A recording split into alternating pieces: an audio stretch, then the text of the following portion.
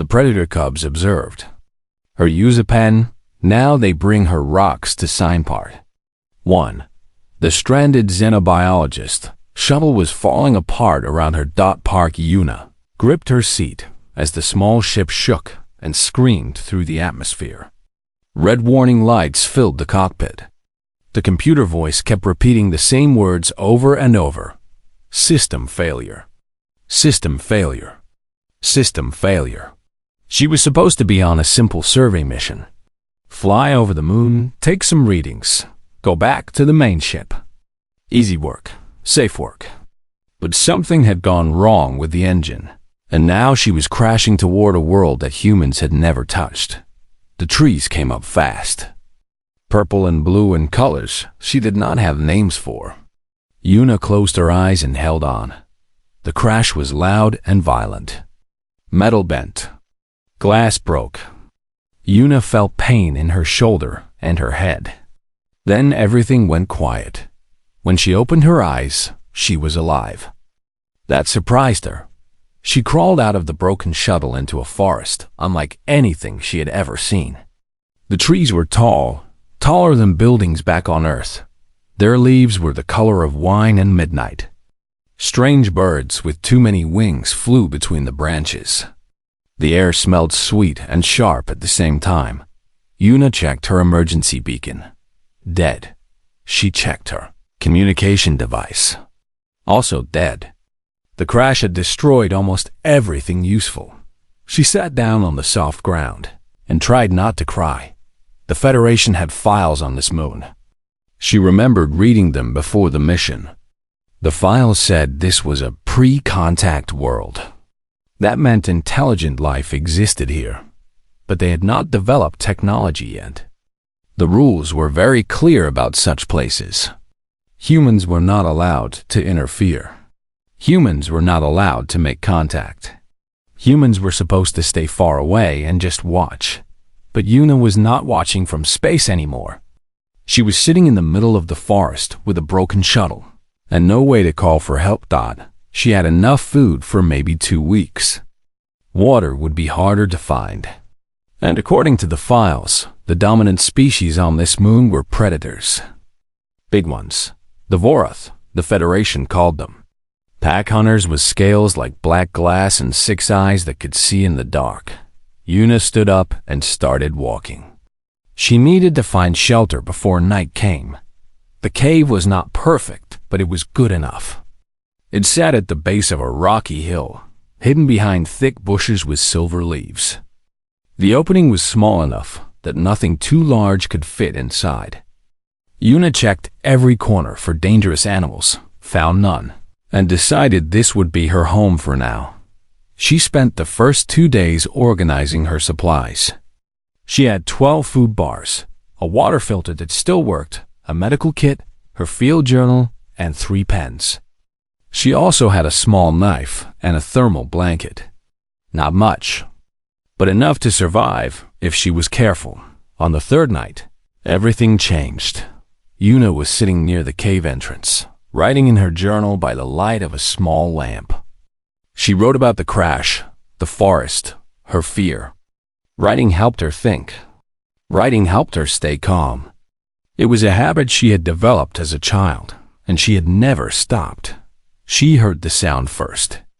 A soft scratching on the rocks outside. Yuna froze. Her hands stopped moving. Her breath caught in her throat. 3 shapes appeared at the cave entrance. They were small, about the size of wolves from Earth. Their scales were dark gray, not quite black yet. Their eyes, all 6 of them on each creature, glowed amber in the lamplight. Vorath cubs. Yuna's heart beat so fast she thought it might burst from her chest. These were babies, yes, but their parents were monsters. Their parents could tear her apart in seconds. If these cubs made noise, if they called for their family, she would die tonight. But the cubs did not make noise. They did not call for anyone. They just watched. Yuna did not know what to do. She sat very still, hoping they would lose interest and leave. But they did not leave. They stayed at the entrance, their heads tilted to one side, their amber eyes fixed on something. It took her a long moment to realize what they were looking at. Her pen. Her hand. The movement of writing. Una swallowed hard. Slowly, carefully, she began to write again. She kept her movement smooth and steady. She watched the cubs from the corner of her eye. Their heads moved together, following the pen across the page. When she lifted the pen, they leaned forward. When she pressed it down again, they settled back. They were fascinated. Completely, utterly fascinated. Una wrote until her hand hurt. She wrote about the cubs, about their eyes, about the way they watched her like she was the most interesting thing in the universe. She wrote until the lamp began to dim and her eyes grew heavy. The cubs never looked away. When morning came, they were gone. Una found small footprints in the dirt outside her cave, proof that she had not dreamed the whole thing. She sat in the entrance and stared at the forest for a long time. She should be afraid. She knew that. These creatures were predators, and she was prey. Their parents would kill her without hesitation.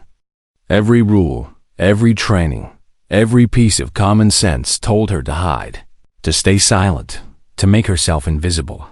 But something else whispered in her mind. Something that felt like the beginning of an idea. The cubs had watched her write. They had watched with intelligence, with curiosity, with something that looked almost like wonder. They had not attacked. They had not even growled. They had just wanted to see what she was doing. Una opened her journal to a fresh page. She looked at the pen in her hand, at the simple tool that humans had used for thousands of years. A stick that made marks. A way to put thoughts onto something solid. Such a small thing. Such a human thing. She wondered what it looked like to creatures who had never seen it before. That night, she left a lamp burning near the entrance. She sat where the cubs could see her clearly. And when the scratching sound came again, when 3 pairs of amber eyes appeared in the darkness, she did not hide. She started writing. The cubs crept closer than before. The largest one, the one with a small scar on his snout, came all the way to the edge of the lamplight. He watched her hand move, and something changed in his eyes. Something that Una could not name but recognized anyway. It was the look of a mind trying to understand something new. Una smiled despite her fear. "Hello," she whispered. "I don't think you can understand me, but I'm glad you came back." The cub tilted his head. His siblings crept up beside him, and so began the strangest friendship in the history of the galaxy. The predator cubs observed her use a pen. Now they bring her rocks to sign. Part 2. The mark-making creature. The cubs came back every evening without fail. Una began to expect them, even to wait for them. She would finish her daily tasks of gathering water and checking her supplies, and then she would sit near the cave entrance with her journal open. When the sun dropped behind the purple trees and the shadows grew long, she would hear the familiar scratching of claws on rock. 3 small predators would appear. 3 pairs of amber eyes would find her in the lamplight. And Una would begin to write. She gave them names on the 5th day. The largest cub, the one with the scar on his snout, she called Dole. It was a Korean word that meant stone. He was solid and brave, always the first to approach, always watching with serious eyes. The smallest cub, a female with pale silver streaks running down her scales, she called Beale. Star. Beale was quick and curious, her head always moving, her attention jumping from one thing to the next. The middle cub, who always hung back and watched from a safe distance, she called Gom. Bear. He was careful and thoughtful, studying everything before he acted. They were perfect names. Una wrote them in her journal and smiled. The cubs learned her routine quickly. They knew when she would eat, when she would sleep, when she would explore the area around her cave. Sometimes she caught them following her through the forest, moving through the bushes like shadows. They never got too close during the day. But at night, In the lamplight, they came right up to the edge of her small camp. Dole was always the bravest. On the sixth evening, he crept so close that Yuna could have touched him. She held very still, her pen frozen above the page. The cub leaned forward and sniffed her hand. His nose was warm and dry. He made a small sound, almost like a sigh, and settled down beside her. Yuna's eyes filled with tears. She did not wipe them away. She began to experiment after that. Instead of just writing words, she started drawing pictures. Simple things at first. A circle, a square, a line. The cubs watched every movement with intense focus. Then Yuna drew something meaningful. She drew a circle with rays coming out of it, like a child's picture of the sun. Then she pointed up at the sky, where the system star was just beginning to set. Buell made a sound. It was high and sharp, like a chirp. Her siblings turned to look at her, and then back at the drawing, and then at the sky. Yuna could almost see the thoughts moving through their young minds. She had shown them something, and they were trying to understand it. Yuna spent the next several days drawing pictures and pointing at things. She drew trees and pointed at trees. She drew rocks and pointed at rocks. She drew herself, a simple stick figure with long hair, and pointed at her own chest. The cubs did not respond with sounds very often, but their behavior changed. They started bringing her things: leaves, sticks, small bones from animals they had eaten. They would drop these objects in front of her and wait, as if asking her to explain them too. Yuna obliged. She drew pictures of everything they brought. She labeled them with words they could not read. But that was not the point. The point was the connection. The point was showing them that marks on paper could represent real things in the world. On the 10th night, something remarkable happened. Buell had been watching Yuna draw for almost an hour. The cub's pale streaked head moved with every stroke of the pen. Then, suddenly, she stood up and walked to a patch of soft dirt near the cave entrance. She looked at Yuna. She looked at the dirt. And then, slowly, carefully, she dragged one claw through the soil. The mark was simple. Just a curved line. But Buell looked at it, then looked at Yuna, and made that chirping sound again. Yuna's hands began to shake. A Varth cub had just tried to make a mark. Not a scratch. Not a random scrape. A deliberate mark, made because she had watched a human do it first. Yuna crawled over to the dirt and knelt beside Buell. The cub did not run. She watched with her amber eyes as Yuna took a stick and drew a simple circle in the dirt. Next to Buell's line, Buell stared at the circle. Then she dragged her claw through the dirt again, making another curved line. It was clumsy. It did not look like anything. But that did not matter. What mattered was intent. Dole came over to investigate. He sniffed the marks in the dirt, then looked at Yuna with those serious eyes. She could see him thinking. She could see the wheels turning in his young predator mind. He was not just watching anymore. He was trying to figure out what this meant. Gom stayed at the edge of the lamplight, watching his siblings. He was always the most careful one. But even he seemed changed. His head was tilted at that familiar angle, and his eyes never left the marks in the dirt. Yuna sat back and looked at the three cubs. Just days ago, she had been terrified of them. She had expected to be killed and eaten by their parents. Instead, she was sitting in the dirt with three baby predators, teaching them that scratches could hold meaning. She laughed. The sound surprised her. It surprised the cubs too. Their heads all turned toward her at once. "I don't know what I'm doing," Yuna said softly. "I'm probably breaking about 100 rules right now. First contact protocols. Non-interference directives. All of it." She looked at Buell, who had settled down with her head on her paws. "But you came to me. You wanted to learn. How could I say no to that?" The cubs did not understand her words, but they understood her tone, gentle, kind, safe, dull yawned, showing rows of small, sharp teeth, and stretched out in the dirt. Buell and Gom followed his lead. Within minutes, all three cubs were asleep near the entrance of Yuna's cave. She watched them breathe. Their scales rose and fell with each breath. In sleep, they did not look like predators. They looked like children. Yuna pulled her thermal blanket around her shoulders and leaned against the cave wall. She should be afraid. She should be planning her survival, rationing her food, finding ways to signal for rescue. Instead, she was thinking about pictures and marks and the look in Buell's eyes when she made that first curved line in the dirt. Humans had spent thousands of years developing writing.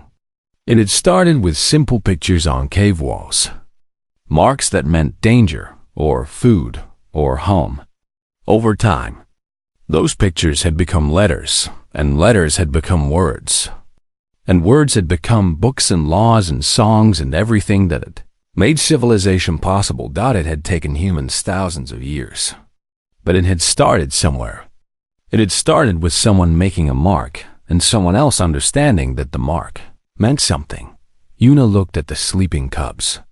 She looked at the scratches in the dirt.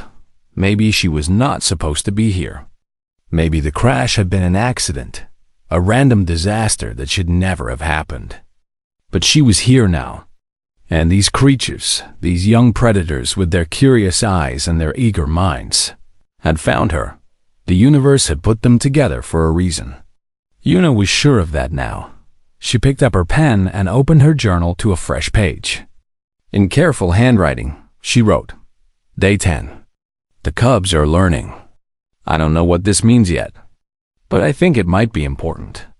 She closed the journal and closed her eyes. Tomorrow, she would teach them more. The predator cubs observed her use a pen. Now they bring her rocks to sign Part 3. The first offering day, 15, began with hunger. Yuna had stretched her food supplies as far as they could go. She had eaten half portions, then quarter portions, then crumbs. Now there was nothing left. Her last food bar was gone, and her stomach felt like an empty hole in the center of her body. She sat in her cave and looked at the empty wrapper in her hands. The wrapper was shiny and bright, a small piece of human technology on an alien world. It seemed wrong that something so small could mean so much. Without food, she would grow weak. Without strength, she could not gather water or defend herself. Without any of that, she would die. Yuna had studied the local plants during her time here. Some of them looked edible, but she had no way to test them. Many alien plants were poisonous to humans. Eating the wrong thing could kill her faster than starvation. She could try hunting, but she had only a small knife, and the animals here were fast and strange. She did not know their patterns, their weaknesses, their hiding places. The Varath were born hunters with scales and claws and 6 eyes that missed nothing. Yuna was a scientist with soft skin and dull senses. She was going to die here. The thought came to her clearly, without panic. It was simply true. She had survived the crash, survived 2 weeks in an alien forest, made friends with 3 predator cubs. But now her luck had run out. Yuna closed her eyes and let herself feel sad.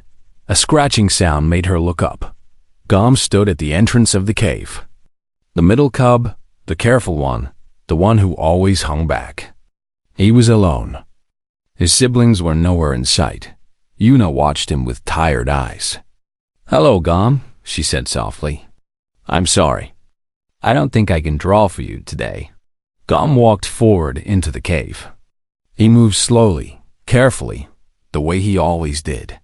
In his mouth, he carried something red and wet.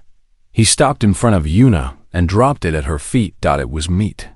Fresh meat, still warm, torn from some animal that Gom had killed or found.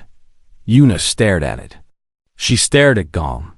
The cub sat back on his haunches and waited, watching her with those amber eyes. You brought this for me? Yuna's voice was barely a whisper. Gom tilted his head. He made a small sound, almost like a question. Yuna's eyes filled with tears. They spilled down her cheeks and dripped onto her dirty clothes. She could not stop them. She did not try. A predator cub had brought her food. A creature designed to hunt and kill had looked at her, a weak and helpless alien, and decided to help her survive. Yuna reached out with shaking hands and picked up the meat. It was unfamiliar, but it smelled clean. She knew she should cook it, should test it for poisons, should be careful. But her stomach hurt so badly, and the cubs had been eating meat from this world their whole lives, and she was so hungry that she ate. The meat was tough and tasted strange, but her body welcomed it. Strength flowed back into her limbs. The empty feeling in her stomach began to fade. Gom watched her eat. When she finished, he made that questioning sound again. "Thank you," Yuna said. She reached out and, for the first time, touched one of the cubs. Her fingers brushed against the scales on Gom's head. They were smooth and warm, like sun-heated stones. "Thank you, Gom. You saved my life." The cub leaned into her touch. His eyes closed halfway. That evening, all 3 cubs came with food. Dole dragged a whole leg from some 4-legged creature. Buell brought a bundle of fruits wrapped in large leaves, fruits that Yuna had seen the cubs eating before. They arranged their offerings in front of her cave and sat back to wait. Yuna built a small fire and cooked the meat. She washed the fruits in filtered water. She ate better that night than she had eaten since the crash. The cubs watched her cook with great interest. Fire was new to them. They had never seen anything like it before. Buell tried to touch the flames and pulled back with a surprised yelp when the heat bit her paw. Dole walked in circles around the fire, studying it from every angle. Gom just watched, his head tilted, his eyes full of thoughts. After that night, the cubs brought food every day. They brought meat from their kills, fruits they had seen Yuna examine, even a fat creature that tasted like chicken from Earth. They were feeding her. They were keeping her alive. And Yuna began to understand something important. This was not random. This was not instinct. The cubs had made a choice. They had looked at this strange, weak creature who made marks on paper, and they had decided she was worth saving. They had adopted her into their group. They were treating her like family. Yuna drew more than ever. She filled her journal with pictures of the cubs, the forest, the food they brought. She drew maps of the area around her cave. She drew the sunrise and the sunset and the moons that hung in the night sky. And then, on day 17, Buell brought the first rock. It was flat and smooth, pale gray with streaks of white running through it. Buell carried it carefully in her mouth and placed it in front of Yuna. Then she sat back and waited with her amber eyes fixed on Yuna's hand. Yuna picked up the rock. She turned it over. It fit perfectly in her palm, flat enough to write on, smooth enough for her pen to work. She understood. Buell had watched her draw in the journal. Buell had watched her make marks on paper. Now Buell had brought her something to mark. The cub wanted her to draw on the rock. Yuna's hand trembled as she picked up her pen. She looked at Buell, at those eager, star-colored eyes. Then she pressed the pen to the stone and drew a simple, 5-pointed star. Buell snatched up the rock before the ink was even dry. She clutched it against her chest and made a sound that Yuna had never heard before. It was high and happy, almost like laughter. Then she ran out of the cave and disappeared into the forest. Dole and Gom watched their sister go. Then they looked at Yuna. Then they looked at each other. The next morning, Yuna woke to find 17 rocks arranged in a perfect circle outside her cave. Dole sat in the center of them, waiting. His amber eyes were serious and patient. Behind him, Gom had brought 3 rocks of his own, smaller and darker than the others. They wanted her to sign them. All of them. Yuna laughed until she cried. She sat down among the rocks and began to draw. She drew suns and stars and moons. She drew trees and flowers and animals. She drew simple shapes and complex patterns, and anything else that came to her mind. The cubs took each signed rock like it was treasure. They carried them away carefully, their tails swinging with happiness. When they ran out of rocks, they went to find more. By the end of the day, Una had signed 43 rocks. Her hand hurt. Her pen was almost out of ink. But she could not stop smiling. The predator cubs had discovered art. They had discovered that simple marks on simple stones could be special, could be valued, could mean something beyond their physical form, and they had discovered it because of her. Una sat in her cave that night, surrounded by a few rocks the cubs had left behind for tomorrow. She thought about her people, about the long history of human creativity. Cave paintings and hieroglyphics and illuminated manuscripts, street art and graphic design, and all the ways humans had learned to make marks that mattered. She had given a tiny piece of that to the Varth. A seed, a beginning. Where it would grow from here, she could not imagine. The predator cubs observed her use a pen. Now they bring her rocks to sign part. 4. The pack learns. Una knew this day would come. She had known it from the very beginning. The cubs had parents. The cubs had a pack. Sooner or later, the adults would find out about the strange creature their children had been visiting every night. And when that happened, Una would face the full power of the Varth. Day 23 started like any other. Una woke with the sunrise, filtered some water, ate the fruits the cubs had left for her. She was feeling stronger now, healthier than she had been since the crash. The cubs took good care of her. They brought food every day, and she signed rocks for them in return. It was a simple trade. It made both sides happy. She was sitting near her fire pit, drawing in her journal when she felt it. A vibration in the ground. A deep, heavy rhythm that made her bones shake. Footsteps. Big ones. Coming closer, Una stood up slowly. She put her journal down and picked up her knife, though she knew it would do nothing against what was coming. Her heart pounded in her chest. Her breath came fast and shallow. The bushes at the edge of the clearing parted. The alpha female was enormous. Nearly 4 meters tall, with scales as black as midnight and muscles that moved like coiled snakes beneath her skin. Her 6 eyes burned like hot coals. Her claws, each one longer than Una's forearm, dug deep grooves in the dirt with every step. Behind her came the alpha male, almost as large, and 3 other adults. They spread out in a half circle around Una's cave, blocking every path and escape. Una had never felt so small in her life. The alpha female stopped just a few meters away. She lowered her massive head and studied Una with those burning eyes. A low sound came from her throat, something between a growl and a question. Una's legs trembled. Every instinct screamed at her to run, to hide, to beg for mercy. But there was nowhere to run.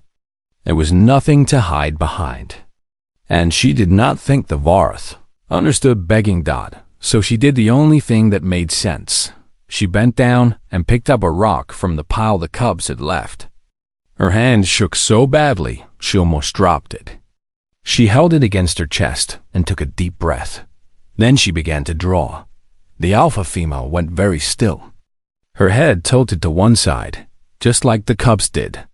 The other adults shifted behind her, confused by what they were seeing. Una drew quickly, her pen moving in sure strokes despite her fear. She drew a circle with rays coming out of it. The sun.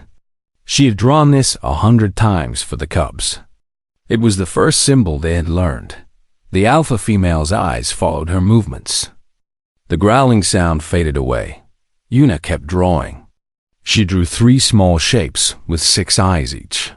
The cubs. She drew a larger shape next to them, alone in a small square. Herself in her cave. She drew lines between them, connecting the shapes together. She was telling a story. The story of how she had come here, how the cubs had found her, how they had become connected, The alpha female leaned closer. Her breath was hot and damp, washing over Yuna like a wave of heat. Her teeth, each one as long as Yuna's fingers, gleamed in the morning light, but she did not attack. She watched Yun drew the cubs bringing food. She drew herself drawing on rocks. She drew the cubs carrying the rocks away, happy and excited. She drew a circle around all the shapes, showing that they were together, that they were connected, that they were something like family. When she finished, she held out the rock toward the alpha female. Silence filled the clearing. The wind stopped blowing. The birds stopped singing. Everything waited. The alpha female stared at the rock in Yuna's hand. Her eyes moved from the drawings to Yuna's face and back again. Yuna could see her thinking, could see the ancient intelligence behind those burning eyes, trying to understand something completely new. Movement at the edge of the clearing caught Yuna's attention. The cubs had arrived. All three of them watched from behind a fallen tree, their amber eyes wide with fear. Beale clutched her first signed rock against her chest, the one with the simple star. The alpha female saw them too. She looked at her cubs, at the rocks they carried, at the marks on those rocks. Something changed in her expression. Something Yuna could not name but recognized anyway. Understanding. Slowly, piece by piece, understanding. The alpha female turned back to Yuna. She lowered her head until her nose nearly touched the rock in Yuna's trembling hands. Then she opened her massive jaws and gently took the rock from Yuna's grip. Yuna held her breath. The alpha female turned and walked back toward the other adults. She showed them the rock, made sounds that might have been words in the Varth language. The other adults gathered around, studying the drawings, looking back at Yuna, looking at the cubs. One by one, the adult Varth left the clearing. They did not attack. They did not threaten. They simply turned and walked away, disappearing into the forest with heavy footsteps that shook the ground. The alpha female was the last to go. She stopped at the edge of the clearing and looked back at Yuna one more time. Then she was gone. Yuna's legs gave out. She collapsed to the ground and sat there, shaking all over. Tears streamed down her face. She was laughing and crying at the same time, overwhelmed by relief and shock and something that felt like wonder. The cubs rushed over to her. Beale pressed against her side. Dole licked her hand with a rough tongue. Gom sat nearby, watching with his careful eyes. "I can't believe that worked," Yuna said between laughs. I showed her pictures, and she understood. She scratched behind Buell's ears. "Your mother is very smart, you know that?" The cubs made happy sounds. They did not understand her words, but they understood that the danger had passed. Their mother had met the mark-making creature and had chosen to let her live. Over the following days, things changed. The adult Vorath did not visit the cave often. They were busy with their hunts, their territory, their pack duties. But sometimes, in the evening, one of them would appear at the edge of the clearing. They would watch Yuna draw for a while, their heads tilted at that familiar angle. Then they would leave again. The alpha female came most often. She brought rocks. Large ones, flat ones, rocks too heavy for the cubs to carry. She would set them down in front of Yuna and wait with the same patience her cubs had shown. Yuna signed every rock. She drew suns and moons and stars. She drew animals and trees and shapes that existed only in her imagination. The alpha female took each shined rock back to the pack's den, carrying them carefully in her jaws. On day 30, Yuna saw something that stopped her heart. The alpha female was sitting in a patch of dirt near the clearing's edge. Beside her lay a large stone with Yuna's drawings on it. The alpha was staring at the stone, at the marks Yuna had made, and then she lifted one claw and scratched at the dirt. The scratch was rough and clumsy. It did not look like any of Yuna's drawings. But that was not the point. The alpha female was trying to make marks. She was trying to copy what she had seen. Yuna sat very still and watched. The alpha tried again and again, her scratches becoming slightly more controlled each time. She was frustrated. Yuna could see that. Her claws were not made for fine work. But she kept trying. When she noticed Yuna watching, the alpha stopped. They looked at each other across the clearing. Predator and prey. Teacher and student. Two creatures from different worlds, connected by something neither fully understood. Yuna smiled and held up her pen. She made a simple mark in the air, showing the motion. Then she pointed at the alpha's scratches and nodded. The alpha female made a sound that might have been approval. She stood up, shook the dirt from her scales, and walked back into the forest. But Yuna knew she would be back. They would all be back. And slowly, mark by mark, the Vorath would learn. The predator cubs observed her use a pen. Now they bring her rocks to sign Part 5. When the Federation came, the rescue ship came on day 40-1. Yuna heard it before she saw it. A deep humming sound that did not belong to this world. She looked up from the rock she was signing and saw a bright shape cutting through the purple sky. Federation colors. A search and rescue vessel. Yuna set down her pen and stood up slowly. Her heart felt strange, twisted between relief and something else she could not name. She had dreamed of this moment for weeks. She had imagined being saved, returning to her ship, eating real food and sleeping in a real bed. But now that the moment was here, she felt sad. The cubs noticed the ship too. Buell made a worried sound and pressed closer to Yuna's leg. Dole stood alert, his scarred snout pointing toward the sky. Gum had already retreated to the edge of the clearing, ready to run. "It's okay," Yuna said softly. "They won't hurt you. I won't let them." The ship landed in a field not far from Yuna's cave. She heard voices, footsteps, the sound of weapons being readied. Then a group of soldiers appeared at the edge of the clearing. They stopped dead when they saw her. Yuna was sitting on a large flat rock in the center of the clearing. Around her sat 17 adult Vorath and 9 cubs.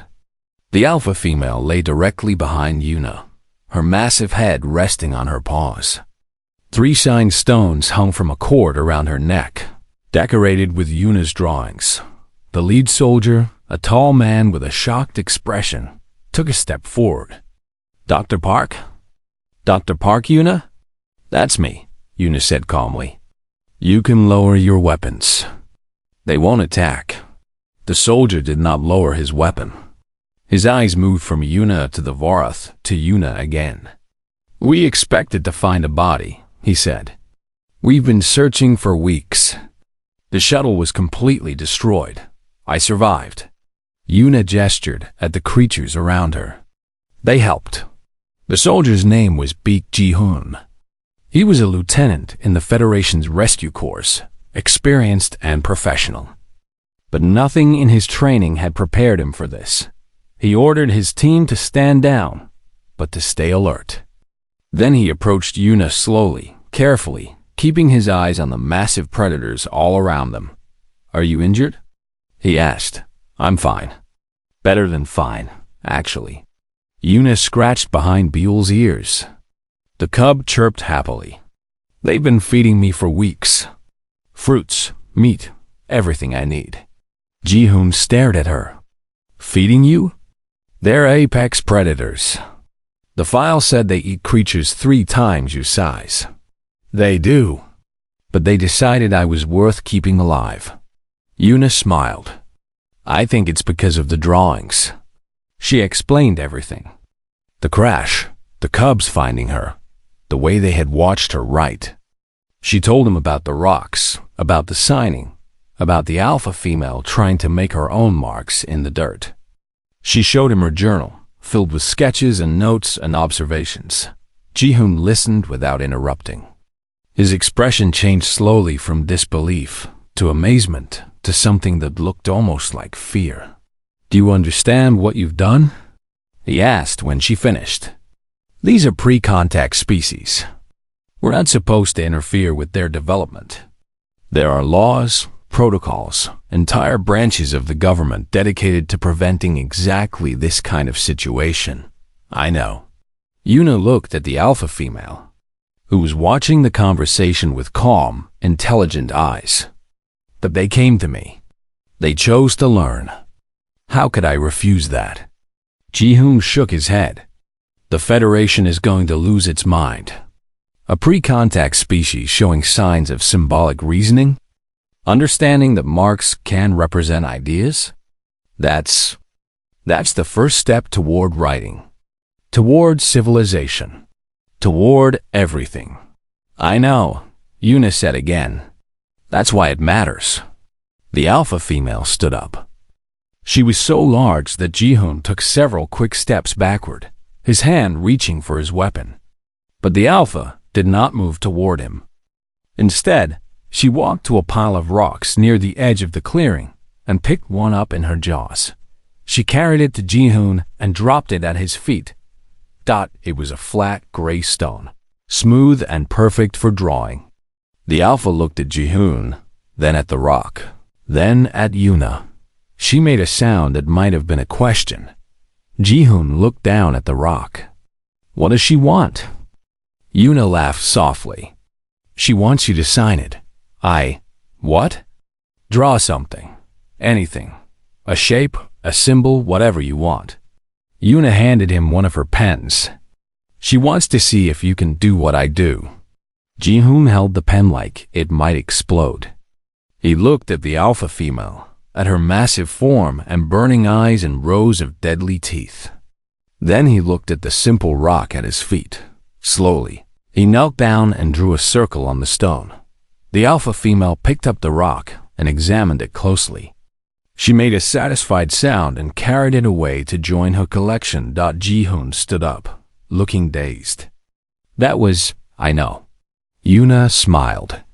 Welcome to First Contact, Lieutenant. The rescue team stayed for 3 days. They helped Yuna pack her supplies, documented the crash site, and recorded everything about her time with the Vorath. Scientists would be coming soon, Ji-hoon told her. Anthropologists and linguists and experts of every kind. This moon would become the most studied place in the Federation. On the last morning, Yuna walked through the forest to say goodbye. She found the pack near their den, a series of caves on the far side of a rocky hill. All the adults were there, along with the cubs and several young Vorath she had not met before. They gathered around her as she approached, not threatening, just curious. The alpha female came forward. Around her neck hung 5 signed stones now, the collection growing every day. She stopped in front of Yuna and lowered her head. Yuna reached out and touched the alpha's snout. The scales were warm and smooth, just like the cub's scales. Thank you, she said softly, for letting me live, for letting me teach, for learning. The alpha made a low sound. It might have meant anything. Beol pushed forward and pressed against Yuna's leg. The cub was bigger now than when they first met, her scales darker, her eyes brighter. She still carried her first signed rock everywhere, the one with the simple star. I'll come back, Yuna told her. I don't know when, but I will. I promise. Beol chirped and licked Yuna's hand. Do and Gong came forward too. Yuna scratched behind their ears, rubbed their snouts, said words they could not understand but somehow seemed to feel anyway. These cubs had saved her life. They had found a stranger and chosen kindness over hunger. They had changed everything. When Yuna finally left, walking back through the forest toward the waiting ship, she did not cry. There would be time for tears later. Right now, she felt something bigger than sadness. She felt hope. The Vorath would not learn to write for many years, maybe many generations. The process was slow for every species. It had been slow for humans too, but the seed was planted now. The idea existed. Marks could hold meaning. Symbols could capture thoughts. And someday, far in the future, Dvorath would look back at this moment and know that everything began with a crashed shuttle and a human woman and a simple pen. Ji-hoon was waiting at the ship. "Ready to go home?" he asked. Yuna looked back at the forest one more time. Through the trees, she could just see the alpha female watching her from the shadows. Even from this distance, she could see the sign stones hanging around the great predator's neck. "That's the thing about humans," Yuna said quietly. "We're not the strongest. We're not the fastest. We don't have claws or scales or armor. But we figured out how to trap our thoughts in symbols and pass them to strangers across time and space." She turned and walked toward the ship. Behind her, the alpha female raised her head and made a long, echoing call. It rolled across the forest like thunder. Other voices joined in. The whole pack was calling, saying goodbye in the only way they knew how. "We taught ourselves to make meaning permanent," Yuna said as the ship's door closed behind her. "And apparently, that's the most powerful thing in the galaxy." The ship rose into the purple sky. Below, the forest spread out like an endless sea. And somewhere in that sea, a pack of predators was learning to dream in symbols. The story was just beginning.